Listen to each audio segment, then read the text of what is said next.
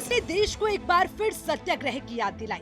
सत्य के लिए आग्रह करना और दृढ़ निश्चय के साथ डटे रहने का जो रास्ता महात्मा गांधी ने देश को दिखाया, उस रास्ते पर कांग्रेसी एक बार फिर चल पड़े हैं, वो भी राहुल गांधी के लिए। हालात कुछ ऐसे हैं, राहुल गांधी की लोकसभा की सदस्यता रद्द कर दी गई है और कांग्रेस पार्टी इसे लोकतंत्र की हत्या बताकर सड़कों पर उतर आई है।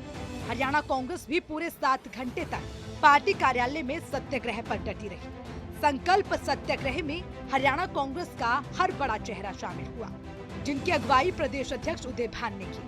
वहीं नेता प्रतिपक्ष भूपेंद्र हुड्डा और सांसद दीपेंद्र हुड्डा भी सत्याग्रह कर रहे नेताओं के बीच बैठे नजर आए। जो माहौल बना है, तो आज जिस प्रकार से देश में है, तो आज सत्याग्रह एक राजनीति का मजबूत हथियार है।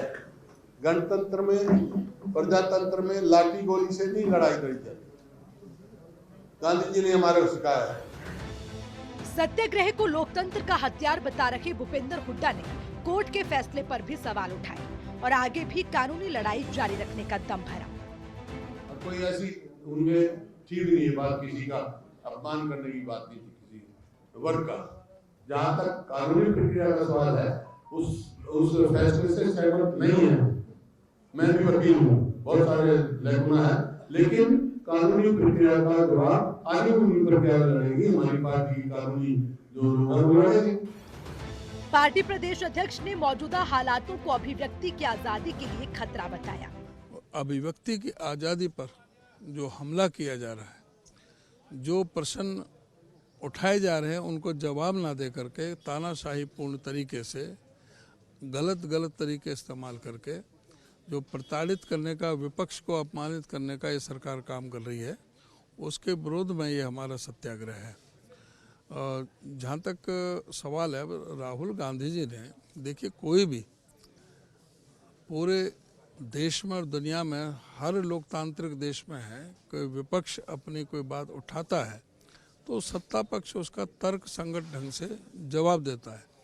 ये पहली बार हिंदुस्तान के इतिहास में हुआ कि विपक्ष के नेता, चाहे राहुल गांधी हों चाहे हमारे खड़गे साहब हों, उनकी पूरी स्पीच को ही लोकसभा से और राज्यसभा से उसको पूरी तरह से एक्सपंज कर दिया जाता है। सांसद दीपेंद्र हुड्डा ने भी केंद्र सरकार पर विपक्ष की आवाज दबाने का आरोप लगाया। जो बड़े भारी आरोपी जो है, जो बड़े भारी घोटाले में, और वो चले गए बाहर देश से, उसमें किसका सम्मान हुआ? उसमें भी ओबीसी कौन थे? उसमें क्या, जो वो चले गए तो उसमें जो है वो उनका खुद का अपमान है। बाहर चले गए कि सरकार ने उनको रोका नहीं, उसने क्या सम्मान किया? तो ये उन्होंने तो नाम लिया उनका कि भाई वो व्यक्ति विशेष से बड़ा भारी घोटाला है। तो खैर, ये केवल भाजपा की ध्यान डाइवर्ट करने के लिए इनकी नीति रहती है, और नहीं, ध्यान डाइवर्ट करने की नीति रहती है। वो तो जो है, देखिए कहते वो उसकी क्या भाव था, पूरा देश जानता है भाव क्या था, तो वो एक महत्वपूर्ण बात होती है प्रजातंत्र के अंदर। और दुर्भाग्य की बात यह है कि आज देश में इस तरह का वातावरण, इस मुद्दे पर मैं कहूँगा कि देश में विपक्ष की आवाज को निशाने पे सरकार ले रही है। संस्थाओं, परसेप्शन ये बना है देश में, लोगों के बीच में परसेप्शन ये बन गया कि संस्थाओं का दुरुपयोग करके विपक्ष की आवाज को दबाने का प्रयास कर रही है सरकार।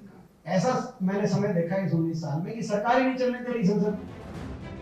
सत्याग्रह से तर कांग्रेस पार्टी कार्यालय से एक और तस्वीर सामने आई है, जिसने सबका ध्यान अपनी तरफ खींच लिया।